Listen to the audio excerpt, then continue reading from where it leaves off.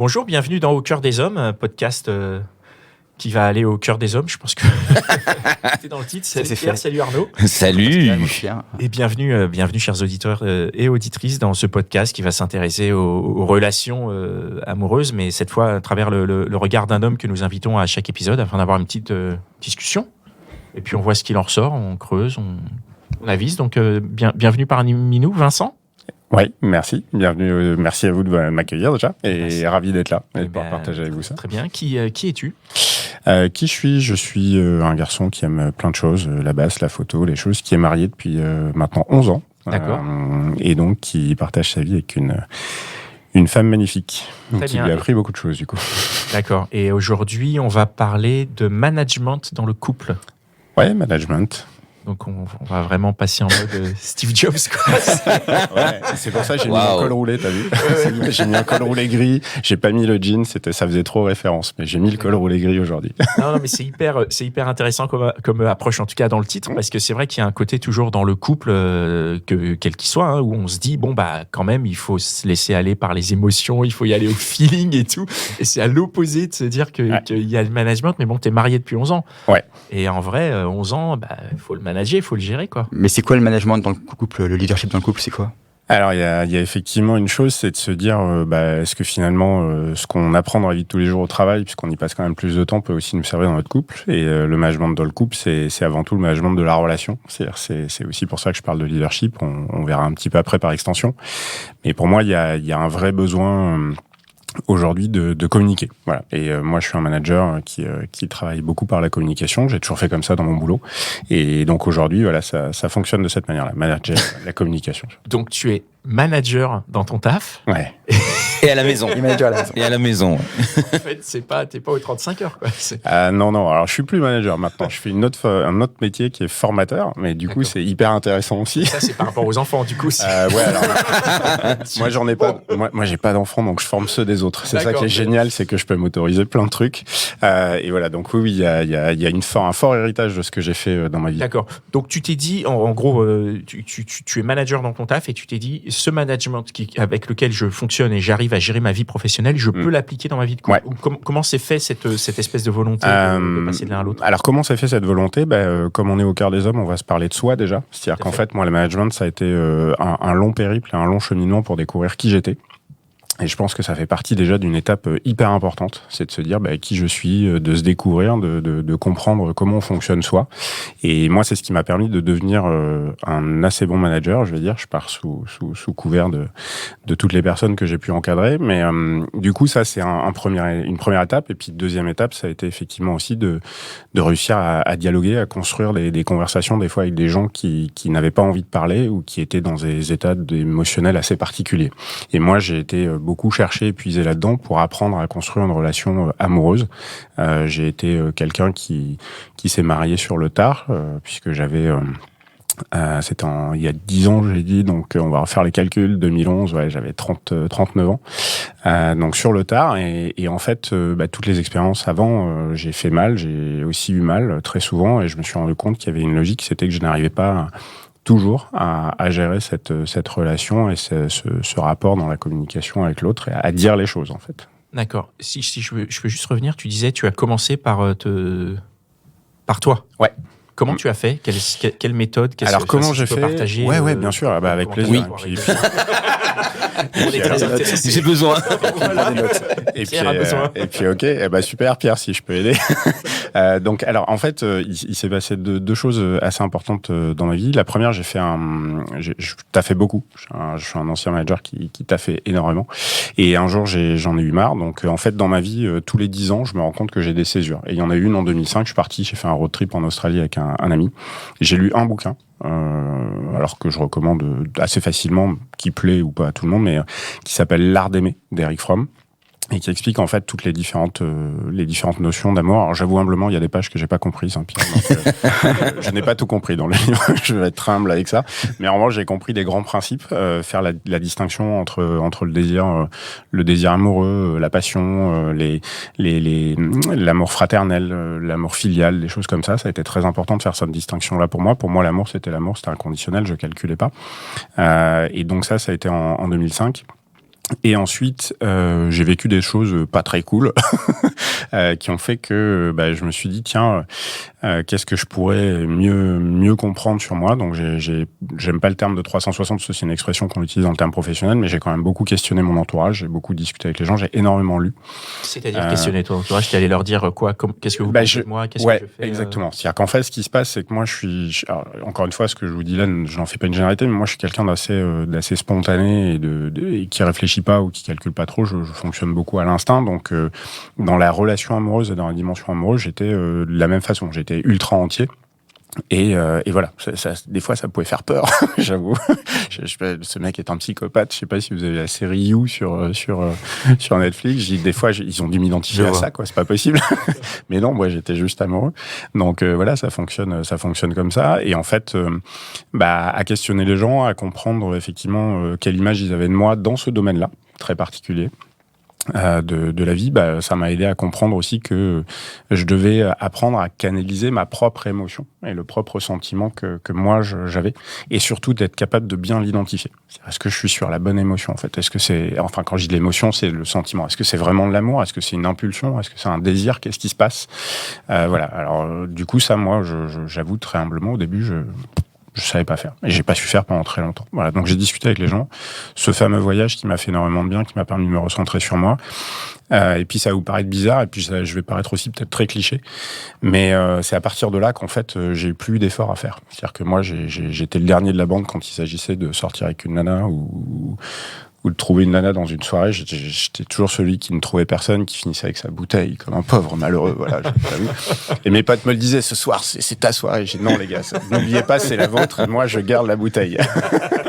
Voilà, donc ça s'est passé comme ça. Et en fait, ce qui s'est passé, c'est qu'à partir du moment où j'ai compris comment je fonctionnais, ça s'est inversé.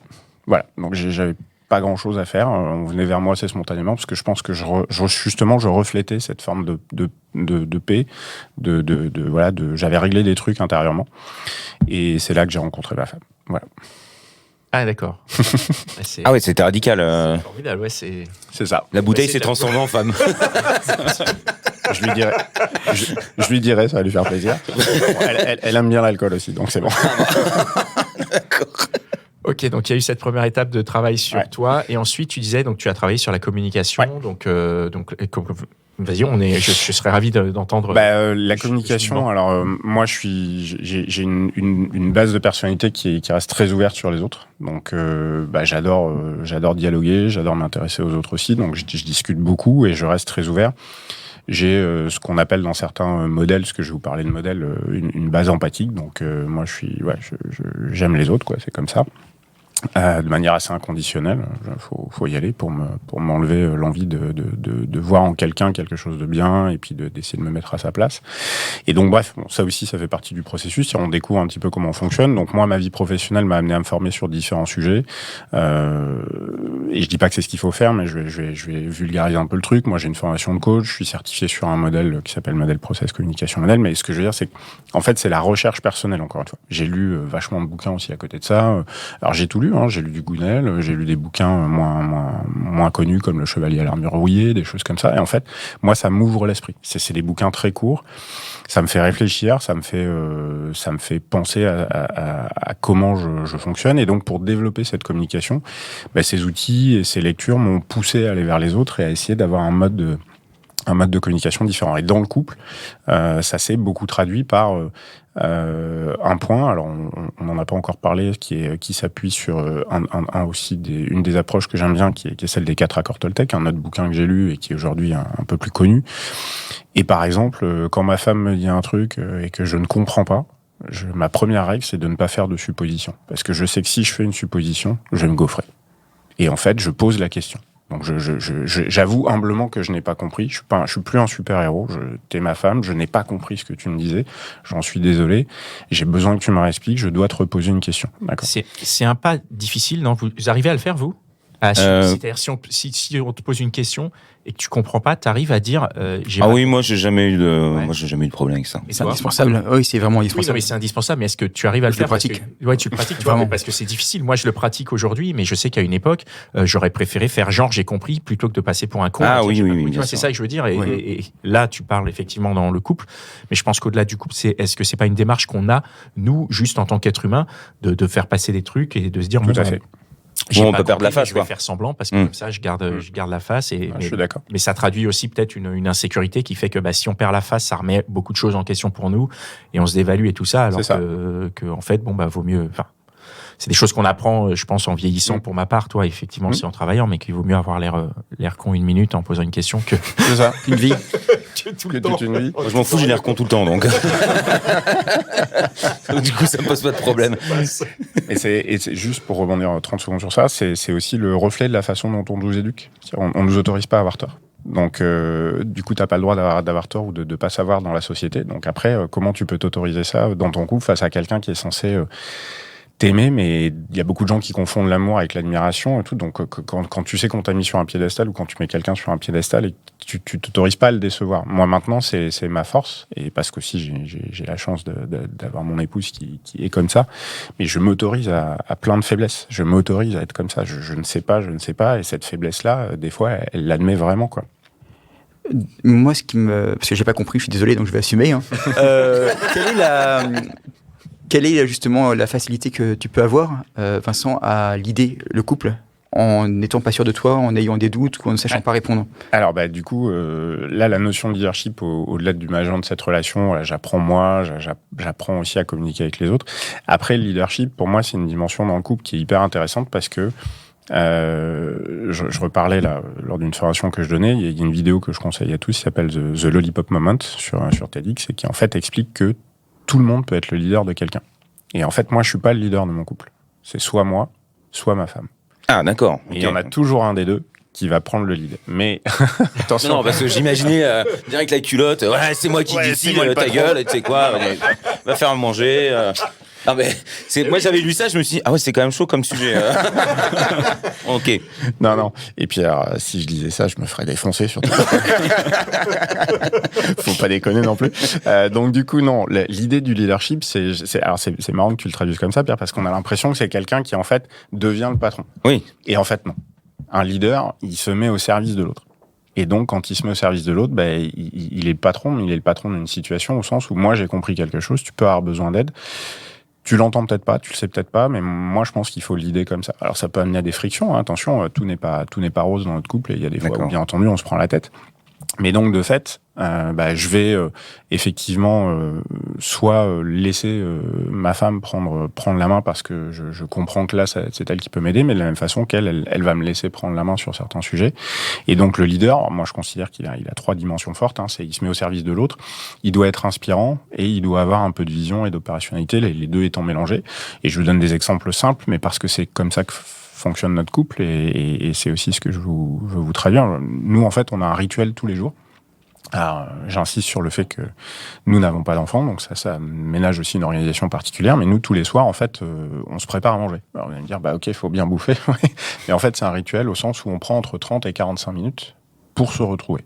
Donc, moi ou ma femme, on prépare à manger, mais autour de ça, il y a des fois un échange avec un verre de vin, une bière, un truc, on papote, c'est sympa. Mais en fait, cette discussion est hyper importante parce qu'elle me parle d'elle, de sa journée. Moi, je lui parle de moi, de sa journée. Et là, on se dit comment on va. Et c'est là que le leader, en fait, peut observer des choses et se dire, tiens, elle peut avoir besoin de parler.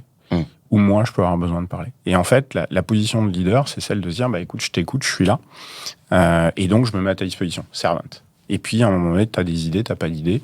Ok, est-ce que je peux me permettre de t'inspirer? Est-ce que tu es ok pour que je te suggère des choses? Oui. Voilà. Et ça peut toucher tous les domaines. Moi, j'adore discuter travail avec mon épouse, mais c'est pas que ça. Des fois, c'est aussi des situations complexes avec des amis, avec de la famille. Et donc, voilà. Donc, cette notion-là, pour ça que je ramène ça au leadership, parce que dans la vie professionnelle, c'est le même principe. Un bon leader, c'est quelqu'un qui va se mettre au service de son équipe, qui va être inspirant pour eux, qui va être capable de les amener avec une vision quelque part, etc. Voilà. Et là, vous voyez, le dernier exemple en date, on en parlait juste avant de démarrer avec Arnaud. On a déménagé, on partageait mon lieu de vie. Ce projet-là n'aurait jamais existé sans ma femme. Mais vraiment, je peux le dire humblement. Moi, si elle décide pas et si elle porte pas le truc sur les 6 premiers mois, les 6 premiers mois, je suis au fond du gouffre. Tout se passe mal, j'en peux plus. Elle a une décision. Moi, au début, c'est pas un truc forcément auquel je crois en plus. Donc là, on n'est pas investi de la même manière dedans. Mais à un moment donné, elle prend le dessus. Et moi, elle prend le dessus parce qu'un soir, je m'assois et je lui dis, si on ne fait pas ça, moi, je vais craquer. Et donc là, elle me regarde, elle fait, OK. Le lendemain, elle avait passé 3 appels, 2 décisions. C'était réglé. Et moi, à partir de là, j'étais conforté. Et ça peut paraître con, mais le fait de m'asseoir, moi, d'avouer ma faiblesse, c'est pour faire le lien avec ce qu'on disait tout à l'heure, elle de dire, OK, là, c'est moi qui vais devoir leader, parce qu'en fait, si je lead pas, c'est la merde. Mon mari va pas y arriver. Enfin, c'est plus mon mari va pas y arriver, parce qu'elle m'a déjà vu chuter. Moi, j'ai fait un burn-out, donc elle sait ce que c'est. Et du coup, c'est aussi pour ça que j'ai plus du tout de crainte à partager ça avec elle. Et là, elle a pris le dessus. Voilà. Et puis, il y a des sujets où c'est moi. Alors moi, ce qui m'interroge, je trouve que c'est une très belle chose, une très belle relation que tu décris là, mais je me mets dans la situation et je pense à des gens que je connais, comment on fait si on a une personne, femme ou homme, qui fait la même chose, qui dit, bah voilà, là je vais craquer, je peux pas gérer, j'ai besoin que tu prennes le leadership, en gros, sans dire j'ai besoin que tu prennes le leadership, et que l'autre personne ne le fait pas, parce qu'elle n'est pas en mesure de le faire, parce qu'elle, même c'est un enfant, parce qu'elle n'est pas en capacité de le faire. Comment ça se passe et quelles autres manières on a de faire du non-leader un leader quand on a besoin de le faire et de se reposer? Est-ce que c'est possible? Alors, tu peux le faire et te reposer, c'est même conseillé, parce que c'est assez fatigant. Et en fait, cette petite vidéo, The Lollipop Moment, vous explique comment n'importe qui, même un enfant, peut devenir un leader d'une situation à un moment donné, en fait. Parce que l'idée, c'est ça. C'est pas l'autre qui va te demander d'être un leader, c'est toi qui vas regarder la situation et qui va dire, OK, je m'en occupe. Et attention, on a le droit de passer. C'est-à-dire qu'on a le droit aussi de dire à l'autre, moi, je ne me sens pas en capacité de le faire. Et moi, ça m'est arrivé des fois d'aller discuter avec des potes ou d'envoyer ma femme discuter avec des amis à nous parce que moi, je me sentais soit trop investi, mais ça, déjà, cette micro-action... Qui prennent le relais, quoi. Exactement. Et cette micro-action, elle est juste inspirante, elle est humble. Ce qu'on demande d'un leader, en fait, c'est de dire, OK, là, moi, je me sens pas capable de le faire. Donc, si j'avais une inspiration à te donner, ce qui est finalement être un acte de leadership, tu vois, j'ai déjà parlé avec un tel ou un tel, va discuter avec lui, on en reparle après. Et parmi les idées, je termine juste là-dessus, moi, il a fallu à un moment donné que je vois des médecins, je vois des choses, c'était important quand j'ai eu des problèmes de santé. Et voilà, entendre la personne te dire moi je te conseille d'y aller, elle comprend, c'est-à-dire déjà moi ça me renvoie à l'idée que je suis dans une situation particulière, mais qu'elle le comprend et qu'il y a pas de problème, quoi. Enfin, on est OK avec ça, en fait. Et pour moi, c'est hyper important que tout le monde soit OK. Donc c'est, pour répondre à ta question, alors j'aime pas prendre une mauvaise image, mais c'est un peu un costume, mais un costume de super-héros, j'ai envie de dire. C'est un costume de super-héros qu'on endosse. Ça veut pas dire que tout le monde doit l'endosser. Encore une fois, un grand pouvoir implique de grandes responsabilités, on dirait l'oncle de Spider-Man. Donc on va garder ça en tête et on va se dire, si là, je pense que je peux pas avoir les responsabilités ou je m'en sens pas de les endosser, je le fais pas et je passe la main. Mais dès qu'on se sent de le faire, on le prend et on y va. Et le leadership, il se définit comme ça.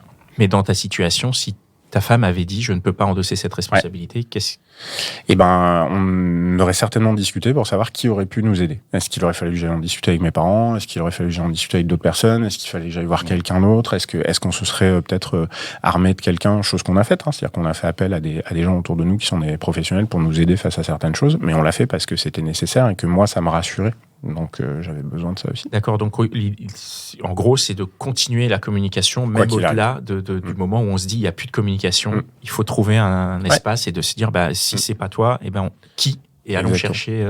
Exactement. Ouais. Pour reprendre une image d'un des modèles... C'est intéressant. Non, mais moi, je ne peux rien dire parce que c'est hyper beau, donc Oui, et en plus, ce qui est génial, c'est que la manière dont c'est présenté, ça paraît hyper évident, et en vrai, c'est des choses qui sont difficiles à faire, mais j'espère que, du coup, ça le sera moins après l'écoute. J'espère que tu pourras y arriver, Pierre. Non, moi, je préfère la domination, donc c'est juste un moment... Tu vas pas marquer des points. Voilà, c'est pour ça que je suis là. Moi, je ne peux pas parler. Je suis obligé de fermer ma gueule. Bon, OK. Mais ce que je retiens, c'est que Vincent, j'ai l'impression que tu leads encore plus à la maison. Depuis, tu leads et manages un peu moins au travail. Ouais, peut-être. Je sais pas. Ça, il faudrait demander à ma femme. C'est possible. Alors après, moi, je suis formateur aujourd'hui et je mets beaucoup de leadership dans ma formation aussi, mais peut-être. En tout cas, ce qui est certain, c'est que... Alors, un deuxième exemple, et vous allez comprendre pourquoi je parle de ça, il y a 5 ans, je décide de faire une orientation professionnelle, donc je passe une année où je suis à la fois dans mon job et puis en formation, et puis après qu'en formation, avec un gros challenge, ça fait 25 ans que j'ai pas remis les pieds sur les bancs de l'école, etc. Ma femme est derrière moi à fond sur mon projet, mais vous voyez, au point que le soir, le 21 juin, où je finis mon truc, le soir, elle m'a organisé une méga surprise avec un spring break à la maison, elle a fait venir du sable, enfin, un truc de ouf, mais elle a été comme ça tout le temps. Et là, la situation est inversée, c'est-à-dire c'est elle qui a repris ses études en septembre, et là, je vois qu'elle est très fatiguée, et je cherche des solutions, en fait. Et elle le sait, et j'en parle avec elle, et je lui dis, dis-moi comment je peux t'aider, dis-moi ce qu'on peut faire. Voilà, et donc voilà, donc je veux pas déséquilibrer les choses parce que je pense au contraire que c'est chacun à sa manière, on amène un bon travail dans le couple. Voilà. Ok, messieurs. Mais est-ce que parfois on a envie de l'idée à deux? Est-ce que parfois on a tous les deux envie de prendre le lead et que du coup ça crée une friction? Alors ouais, ça peut. Exactement. Il peut y avoir des tensions, c'est-à-dire que, et ça va être le fameux moment où on se dit, c'est le moment où on s'engueule, on va se le dire. Ça arrive. Voilà. Et alors bon, il y a des situations plus faciles à résoudre que d'autres. Enfin, j'aime pas dire résoudre, mais ouais, il y a des situations plus faciles parce qu'en fait, ce qui peut se passer, c'est d'où ça vient. Et en fait, ce que moi je trouve intéressant, c'est que on peut des fois déjà éliminer toutes les situations petites. Donc ça, on y arrive hyper bien. Je vous donne un exemple con, mais voilà, Pierre, t'as envie de dominer, t'as envie de manger une pizza ce soir, tu rentres chez toi et puis tu dis, bon chérie, est-ce que t'as envie de manger une pizza? Parce que dans l'espoir, tu te dis, oui, elle va me dire ce soir, on va manger italien, etc. Bon, je te donne une astuce. La meilleure chose à faire, c'est demander qu'est-ce qu'elle veut manger. Elle va te dire, moi, je boufferais bien chinois. Et tu dis, écoute, super, ce qu'on va faire, c'est qu'on va commander parce que toi, tu veux manger chinois, moi, je veux manger une pizza. Et en fait, c'est réglé. Alors que si tu demandes qui veut manger à la personne, est-ce que tu veux manger une pizza et qu'elle te dit non et que ça te contrarie, tu rentres dans une espèce de posture qui va être négative et en fait, fatalement, on a un risque t'as un besoin, en fait. T'as envie de bouffer une pizza et t'as le droit.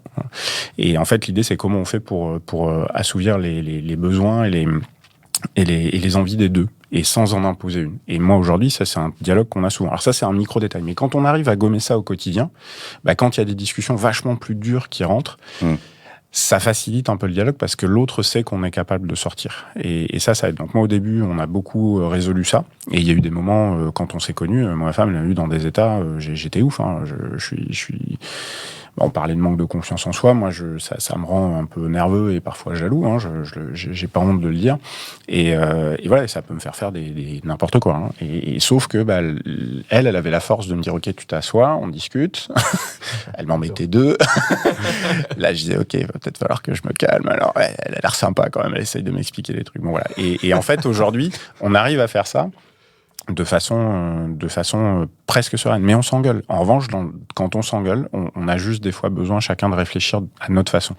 Donc on se dit, ok, très bien, on n'aura pas la solution ce soir, on regarde. Et des fois, ça part, on s'engueule. Et comment sortir de ça? Les deux veulent prendre le lead. En fait, l'intérêt, c'est... et là, c'est une dimension supplémentaire du leadership. C'est dans le leadership, c'est quoi? Quand on est leader, en tout cas au travail, c'est l'intérêt majeur, c'est l'intérêt du groupe ou l'intérêt de la survie du groupe ou de ces choses-là. Donc ça, dans un couple, c'est pareil. Et ça ne veut pas dire que je vais me plier à une position plus qu'à un autre. C'est juste qu'en revanche, on va dialoguer autour de ça. À chaque fois, moi, je vais ramener la discussion autour de ça. C'est quoi le mieux pour nous? Pas pour toi, pas pour moi, pour nous. Et donc, partant de là, en fait, au début, ça frotte. Et puis, il y a un moment où le dialogue, effectivement, va se réinstaller. Et on va effectivement essayer de trouver une solution plutôt pour les deux. Voilà. Alors après, je vais être aussi très humble par rapport à ça. J'ai beaucoup de chance. On a des points communs. Mais voilà, c'est pas... Ce que j'allais dire, quand même, c'est super compliqué, quoi, parce qu'on est assez égoïste au final. Alors, non, mais humainement... En vrai, c'est difficile, mais après, oui, c'est chouette d'arriver à se dire qu'il y a ce nous, en plus du toi et moi, mais c'est la difficulté. C'est la difficulté, et après, j'imagine que ça marche mieux avec la personne avec qui tu as fait ça, parce que justement, vous savez que vous êtes capable de ça, et que si tu n'arrives pas à ça, peut-être que du coup, c'est le moment de dire, casse-toi. Je ne voulais pas la salle de bain en rose, tu te casses. Ça fait partie des discussions, Pierre. Je sais. Ça fait partie des discussions, écoute, voilà. Je suis célibataire, donc c'est pour ça. Non, mais je fais un appel. Et après... Et après, du coup, après les outils, alors dont je vous ai parlé, la connaissance de soi, ça amène aussi à poser ou à étendre ses limites. C'est-à-dire que aujourd'hui, en général, quand on se retrouve dans une situation de stress, alors je veux pas rentrer que dans ce modèle-là, mais en tout cas moi, de ce que j'ai appris dans les modèles que j'ai étudiés, quand on rentre dans une dimension de stress, c'est qu'il y a quelque chose qui nous manque en fait, et on nourrit négativement cette chose-là. Voilà, et c'est l'image qui est donnée.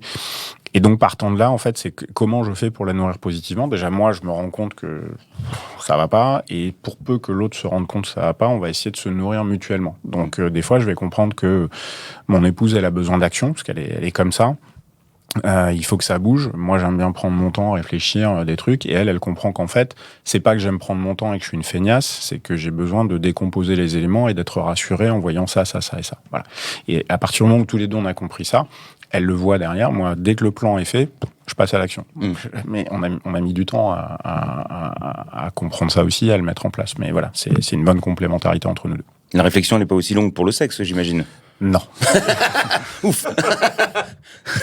Non, mais c'est vrai que ça peut être pareil. Oui, c'est vrai. Tu prends des décisions ensemble, hein, donc. Attends, j'analyse. ça fait 2 heures. Ça fait 2 heures, Vincent. Ouais, je sais, mais là, j'hésite. Cette histoire de management et de leadership, elle se retrouve dans votre vie sexuelle ou pas du tout ? Non.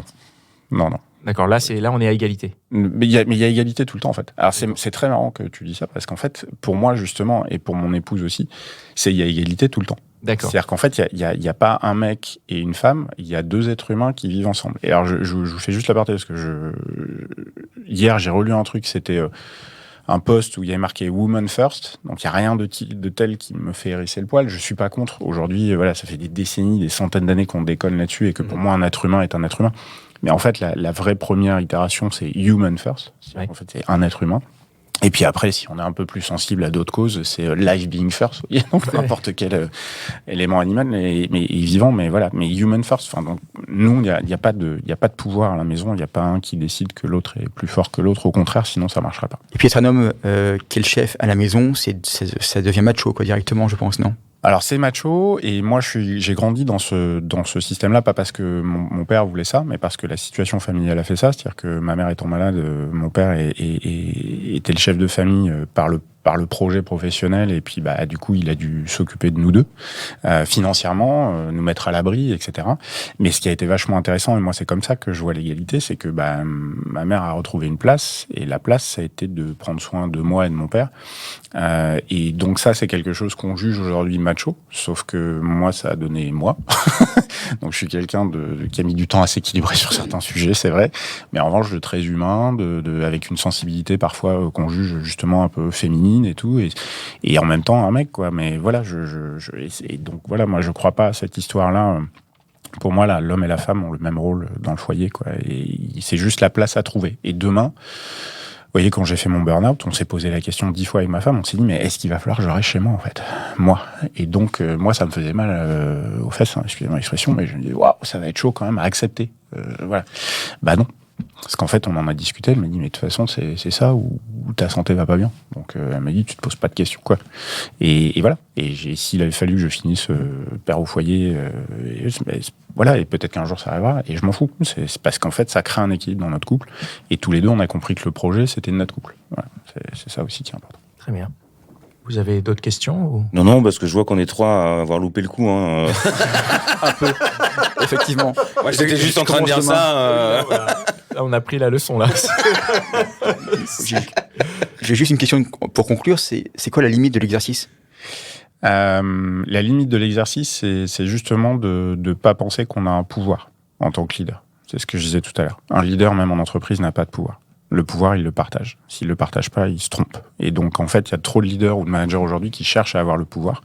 À partir du moment où on a compris que c'était quelque chose qu'on partageait avec les autres, donc en entreprise, avec ses collaborateurs, avec les autres managers, avec d'autres leaders, dans son couple, que c'était quelque chose qui était partagé, à partir de là, ça aide quand même un petit peu, parce qu'on se dit, déjà, je suis plus tout seul. Déjà, c'est pas mal, ça. Et puis 2, je mets pas la main dessus, en fait. C'est pas moi qui ai une emprise, j'ai rien. C'est un truc où j'assume pas seul un pouvoir, je ne le prends pas, j'accepte de le partager. C'est une des notions de leadership qui est très importante. Eh bien, super, merci beaucoup. Impressionné.